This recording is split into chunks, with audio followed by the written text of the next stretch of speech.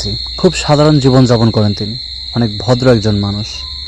উনি সাম্প্রতিক ওনার পেজে একটা পোস্ট করেন যে আমি রিপন মিয়া, আপনাদের ভালোবাসা ও সাপোর্টে আমি 2016 সাল থেকে দীর্ঘ 9 বছর ধরে এই স্থানে আসতে পেরেছি।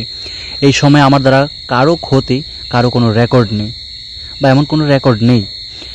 এমনকি যে কোনো কন্টেন্ট ক্রিয়েটর আমাকে ডাকলে আমি সব সময় সাড়া দিয়েছি। আল্লাহর অশেষ রহমতে সময়ের সঙ্গে সঙ্গে যখন আমার প্রতি মানুষের ভালোবাসা বাড়তে থাকে, তখন আমার পেজ হ্যাকের চেষ্টা থেকে শুরু করে টিভিতে ইন্টারভিউ না দিলে প্রাণনাশকের হুমকি পর্যন্ত দেয়া হয়।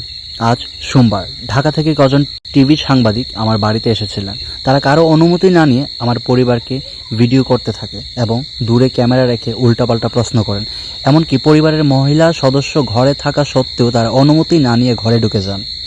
আমি সবসময় বলে এসেছি যে আমার শিক্ষা নেই, পড়াশোনা করতে পারেনি। স্বাভাবিকভাবে আমার পরিবারের কোনো সদস্যই শিক্ষিত নন এবং কখনোই তারা মিডিয়ার মুখোমুখি হননি।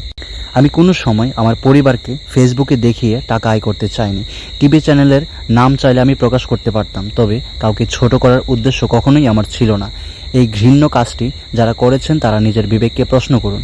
এভাবে টাকা আয় করে নিজের পরিবার ও সন্তানদের খাওয়াতে যদি আপনার বিবেক না জাগে, তাহলে আমারও আর কিছু বলার নেই।